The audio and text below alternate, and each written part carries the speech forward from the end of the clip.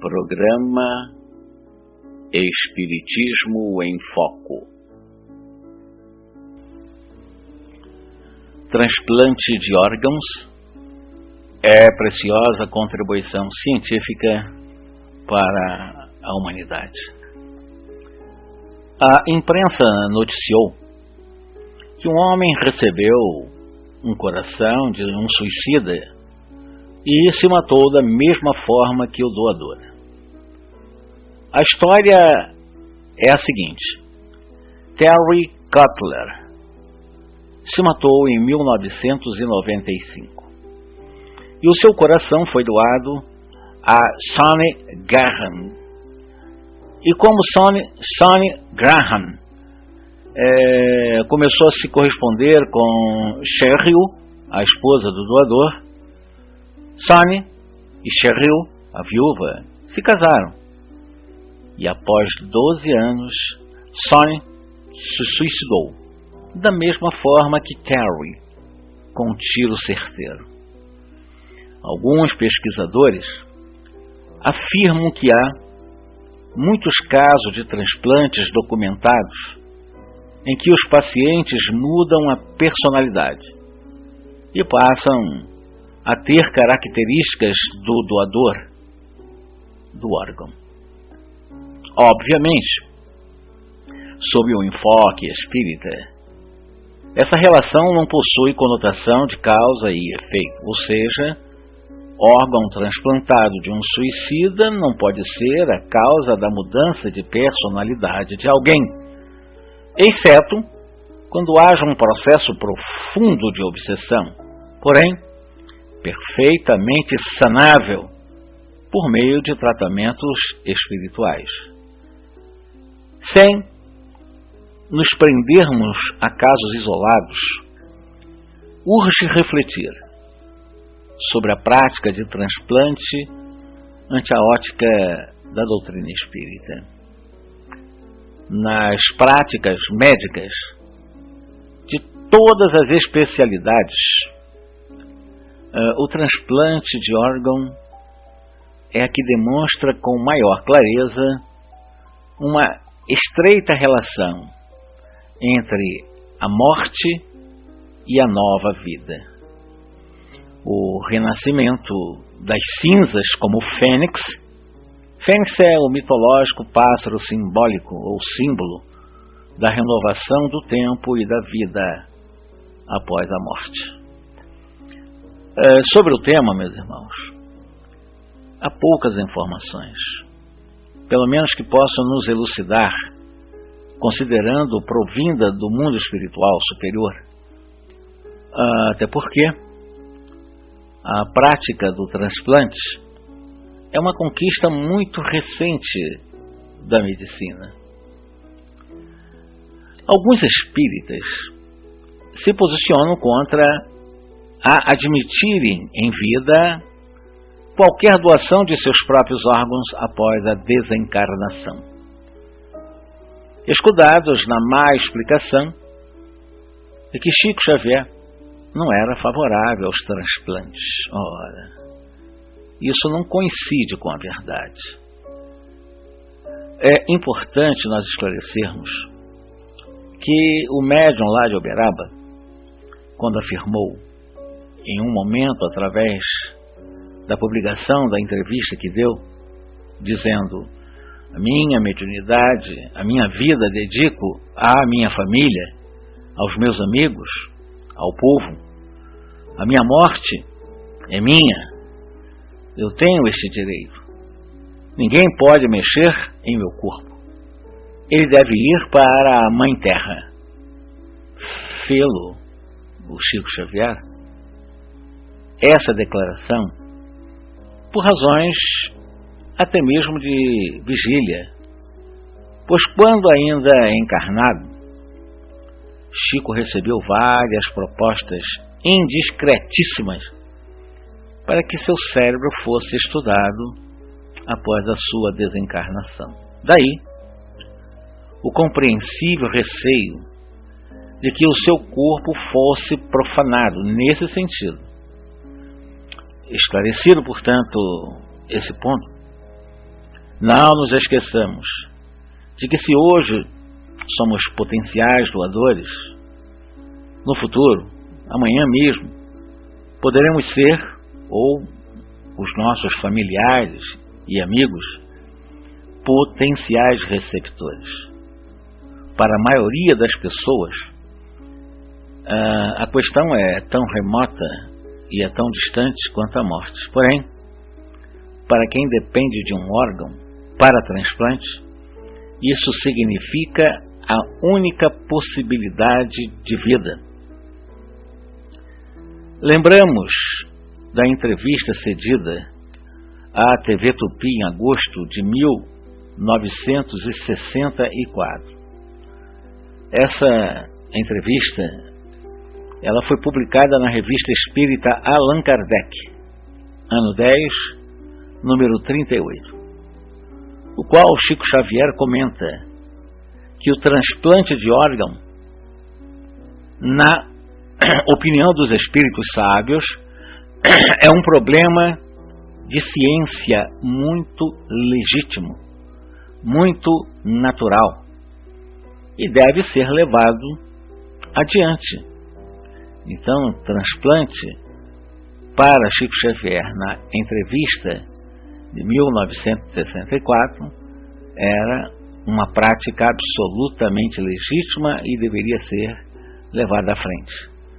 Os espíritos, segundo ainda o médium de Pedro Leopoldo, não acreditam que o transplante de órgãos seja contrário às leis da natureza, pois é muito compreensível que, ao nos desvencilharmos do corpo físico, venhamos a doar os órgãos prestantes a companheiros necessitados deles, que possam utilizá-los com proveito, evidentemente.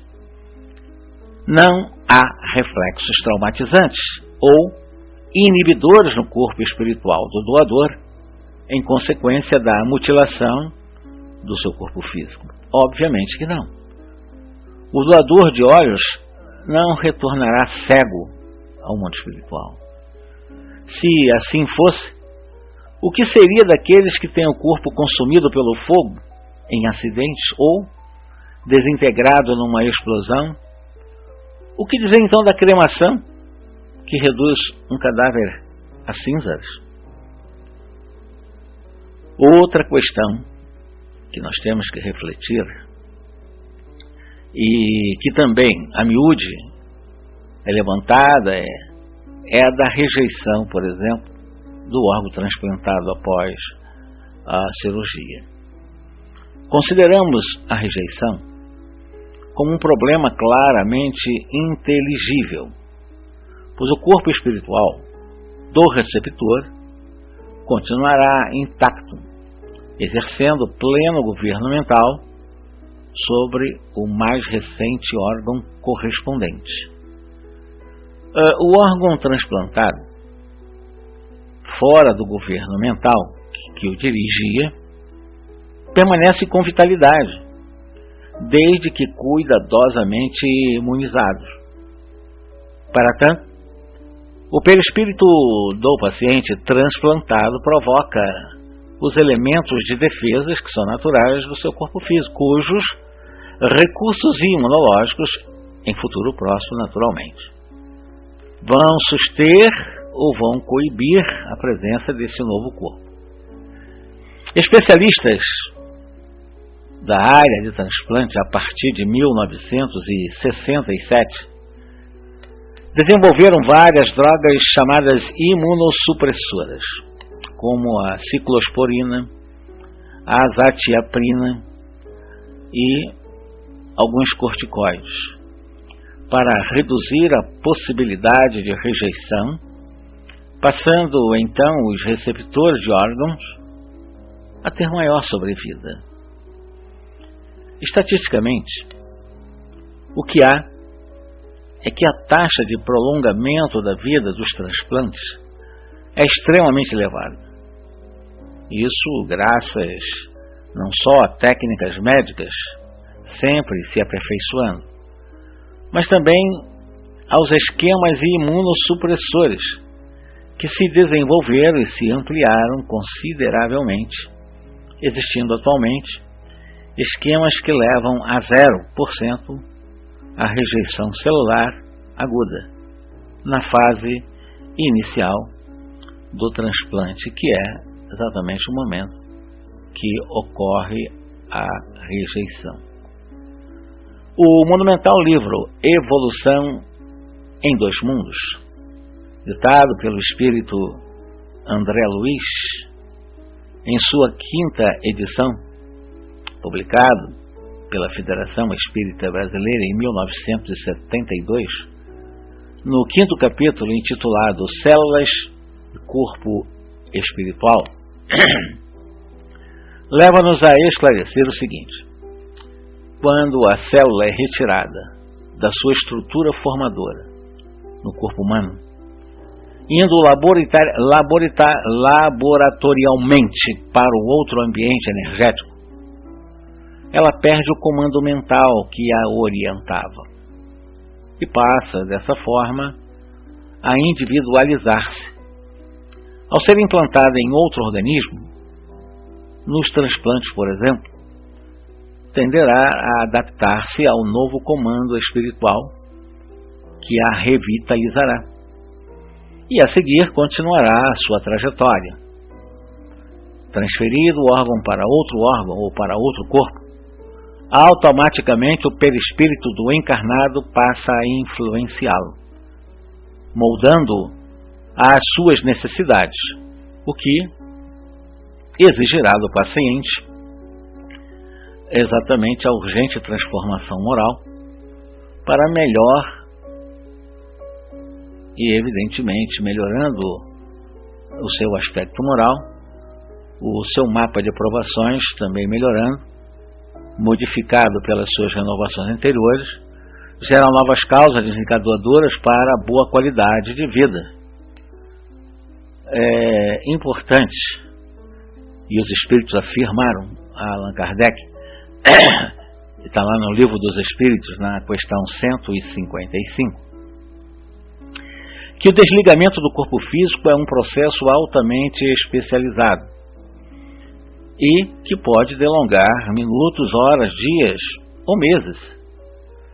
Embora com a morte física não haja mais qualquer vitalidade no corpo, ainda assim há casos em que o espírito, cuja vida foi toda material, sensual, fica jungido aos despojos pela afinidade dada por ele à matéria.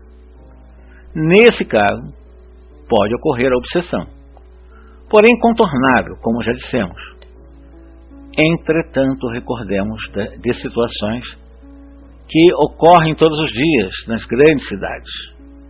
A prática da necrópsia, exigida por força da própria lei, nos casos de morte violenta e sem causa determinada, abre-se o cadáver da região external até o baixo ventre, expondo-se-lhe as vísceras toroacoabdominais. Não se pode perder de vista a questão do mérito individual. Estaria o destino dos espíritos desencarnados à mercê da decisão dos homens em retirar-lhes os órgãos para transplante, em cremar-lhes o corpo ou em retalhar-lhes as vísceras por ocasião da necrópsia? O bom senso e a razão apontam que isso não é possível, porquanto seria admitir a justiça do acaso, e o acaso é uma mera ficção. Em resumo, a doação de órgãos para transplante não afetará o espírito do doador, exceto se acreditarmos ser injusta a lei de Deus e que estamos na Terra à deriva da sua vontade. Lembremos-nos de que nos estatutos do Criador não há nenhum espaço para a injustiça. E o transplante de órgão, façanha da ciência humana, é a valiosa oportunidade, dentre tantas outras colocadas à nossa disposição para o exercício legitimamente do amor. Que Jesus, nosso Mestre maior, nos abençoe, hoje, agora e sempre.